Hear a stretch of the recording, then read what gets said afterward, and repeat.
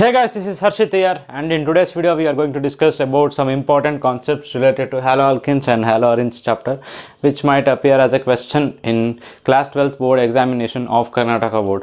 So first thing, focus on the weightage. So haloalkenes and haloarenes is total of 1 plus 5, so 6 marks. So total marks, it carries total 6 marks. So 1 marks ಅಲ್ಲಿ 1 question ಬರುತ್ತೆ, that is 8th question, and 5 marks ಅಲ್ಲಿ 1 question ಬರುತ್ತೆ, that is 32nd question. So 1 marks ಅಲ್ಲಿ 8th question ಕೇಳೋದು IUPAC nomenclature ಮೇಲೆ. So IUPAC nomenclature weightage ಇರೋದು 1 marks. IUPAC nomenclature ಎಲ್ಲಿಂದ ಓದಬೇಕು ಅಂದರೆ NCERT ಟೆಕ್ಸ್ಟ್ ಬುಕ್ ತೆಗೆದ್ರೆ ಒಂದು ಟೇಬಲ್ ಇರುತ್ತೆ. ಐ ಥಿಂಕ್ ಒಂದು 15 to 16 IUPAC ನೇಮ್ಸ್ ಇರುತ್ತೆ for some specific compound. So ಅದನ್ನು ಕಲ್ತ್ಕೊಂಡ್ರೆ ಸಾಕು, ಬೇರೆ ಯಾವುದು ನೇಮ್ಸ್ ಬೇಡ. NCERT ಟೆಕ್ಸ್ಟ್ ಬುಕ್ಕಲ್ಲಿ ಏನು ಮೆನ್ಷನ್ ಆಗಿರುತ್ತೆ ಅಷ್ಟು ನೇಮ್ಸ್ ಕಲ್ತ್ಕೊಂಡು ಹೋಗಿದ್ರೆ ಸಾಕು, ಅಷ್ಟೆಲ್ಲ ಕೇಳೋದು. ಅದು ಬಿಟ್ಟರೆ ನೆಕ್ಸ್ಟ್ ಹ್ಯಾಲೋಆಲ್ಕಿನ್ಸ್ ಆ್ಯಂಡ್ ಹ್ಯಾಲೋಅರಿನ್ಸ್ ಅಂತಲೇ ಇಲ್ಲ, ಆರ್ಗ್ಯಾನಿಕ್ ಕೆಮಿಸ್ಟ್ರಿಲಿ ಮೇನ್ ಆಗಿ 4 ಚಾಪ್ಟರ್ಸ್ ಇರುತ್ತೆ. Haloalkanes and haloarenes, alcohols, phenols and ethers, aldehydes, ketones and carboxylic acids and one more amines. So ಇವು 4 ಚಾಪ್ಟರಲ್ಲಿ ನೇಮಿಂಗ್ ರಿಯಾಕ್ಷನ್ ತುಂಬ ಇಂಪಾರ್ಟೆಂಟ್. ಇಲ್ಲಿ ಸ್ಟಾರ್ ಮಾರ್ಕ್ ಹಾಕಿರೋದು ಅದಕ್ಕೆ ನೇಮಿಂಗ್ ರಿಯಾಕ್ಷನ್ ಮೇಲೆ ತುಂಬ ಫೋಕಸ್ ಮಾಡಬೇಕು. ಸೊ ಫಸ್ಟ್ ನೇಮಿಂಗ್ ರಿಯಾಕ್ಷನ್ ಯಾವುದು ಅಂದರೆ ಫಿಂಕಲ್ಸ್ಟೀನ್ ವುಡ್ಸ್ ಫಿಟಿಗ್ ಅಥವಾ Sandmeyer Swarts Wurtz reaction. So ಇಷ್ಟು ರಿಯಾಕ್ಷನ್ ಬೈಹಾಟ್ ಹೊಡೆದಿರಬೇಕು, ಮೀನ್ಸ್ ಬಾಯಿ ತುದಿಲಿರಬೇಕು. ನಿಮಗೆ ಯಾವಾಗ ಕೇಳಿದ್ರು ಬರೆಯೋಂಗಿರಬೇಕು. ಇದೊಂದೇ ಲೆಸನ್ ಅಲ್ಲ, ಎಲ್ಲ ಲೆಸನಲ್ಲೂ ನೇಮಿಂಗ್ ರಿಯಾಕ್ಷನ್ ಮೋಸ್ಟ್ ಇಂಪಾರ್ಟೆಂಟಾಗಿ ಫೋಕಸ್ ಮಾಡಬೇಕು. ಸಪ್ರೇಟಾಗಿ ಒಂದು ಶೀಟ್ ತೊಗೊಂಡು ಎಲ್ಲ ಲೆಸನಲ್ಲಿ ಯಾವ್ಯಾವ ನೇಮಿಂಗ್ ರಿಯಾಕ್ಷನ್ ಇದೆ ಅದು ಬರ್ಕೊಂಡ್ರೆ so it will be easy.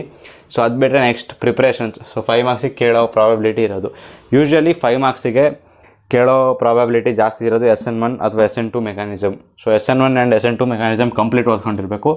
In case SN1 ಅಥವಾ SN2 ಡೈರೆಕ್ಟ್ ಮೆಕ್ಯಾನಿಸಮ್ ಕೇಳಿಲ್ಲ ಅಂದರೆ ಡಿಫ್ರೆನ್ಸಸ್ ಕೇಳೋ ಚಾನ್ಸಸ್ ಇರುತ್ತೆ. ಸೊ ಎರಡರ ಮಧ್ಯೆ ಡಿಫ್ರೆನ್ಸಸ್ ನೋಡ್ಕೊಂಡಿರಬೇಕು. ಎರಡು ಮೆಕ್ಯಾನಿಸಮ್ ಕಲ್ತ್ಕೊಂಡ್ರೆ ಡಿಫ್ರೆನ್ಸಸ್ ಈಸಿ ಇರುತ್ತೆ. So polar solvent, protic solvent, non polar solvent, so ಈ ಥರ ಡಿಫ್ರೆನ್ಸಸ್ ಬರುತ್ತೆ, ಮೇನ್ ಇಂಪಾರ್ಟೆಂಟ್ ಡಿಫ್ರೆನ್ಸಸ್. ಅಥವಾ it follows first order kinetics, it follows second order kinetics. So ಈ ಥರ ಡಿಫ್ರೆನ್ಸಸ್ ಮೇನ್ ಬೇಸಿಕ್ ಡಿಫ್ರೆನ್ಸಸ್ ಕಲ್ತ್ಕೊಂಡಿದ್ರು ಸಾಕು. ಇಲ್ಲ ಅಂದರೆ most of the times SN1 SN2 ಮೆಕ್ಯಾನಿಸಮ್ನ ಕಂಪ್ಲೀಟ್ ಎಕ್ಸ್ಪ್ಲೇನ್ ಮಾಡೋಕ್ಕೆ ಕೇಳಿರೋದು. ಅದು ಬಿಟ್ಟರೆ ನೆಕ್ಸ್ಟ್ ನೇಮಿಂಗ್ ರಿಯಾಕ್ಷನ್ ಅಂದಮೇಲೆ ಪ್ರಿಪ್ರೇಷನ್ಸ್ ಕಲ್ತಿರಬೇಕು. ಪ್ರಿಪ್ರೇಷನ್ಸಲ್ಲಿ haloalkanes preparation, so alkyl halides preparation ಎಲ್ಲ ಎಷ್ಟು ಪ್ರಿಪ್ರೇಷನ್ ಇದೆ ಎಲ್ಲ ಕಲ್ತಿರಬೇಕು. ಥಿಯೋನೈಲ್ ಸಲ್ಫೈಡಿಂದ ಹೆಂಗೆ ಪ್ರಿಪೇರ್ ಮಾಡ್ತೀವಿ, ಆಲ್ಕೋಹಾಲಿಂದ ಹೆಂಗೆ ಪ್ರಿಪೇರ್ ಮಾಡ್ತೀವಿ, ಈ ಥರ.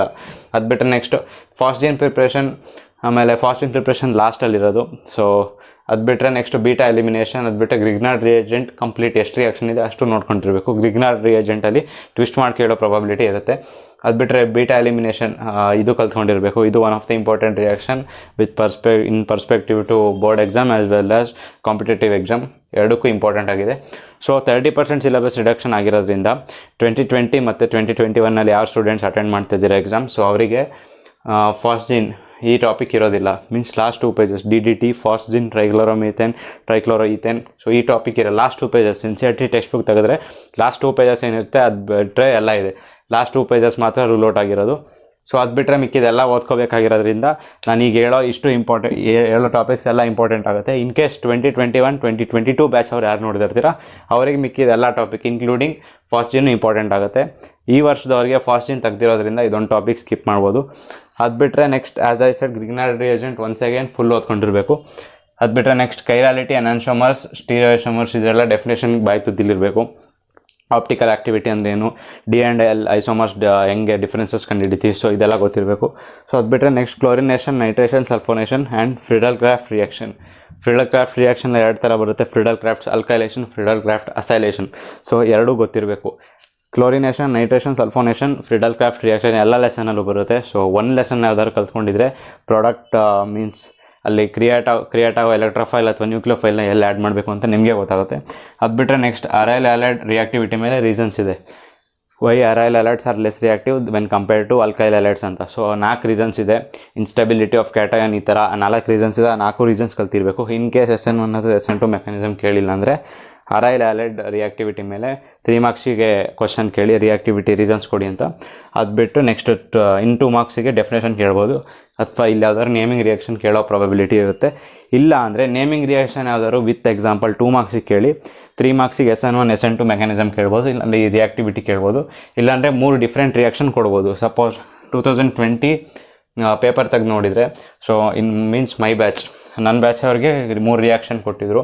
ಸೊ 3 ಅನ್ಎಕ್ಸ್ಪೆಕ್ಟೆಡ್ ರಿಯಾಕ್ಷನ್ಸ್ ಕೊಟ್ಟಿದ್ದು. ಸೊ ಆ ಥರನೂ ಪ್ರಾಬಬಿಲಿಟಿ ಇರೋದ್ರಿಂದ ಎಲ್ಲ ಥರ ಆಗಬೇಕು. ನಾನು ಹೇಳಿರೋ ಇಷ್ಟು ಟಾಪಿಕ್ಸ್ ಓದ್ಕೊಂಡ್ರೆ ಆಲ್ಮೋಸ್ಟ್ ಎಲ್ಲ ಕವರ್ ಆಗುತ್ತೆ.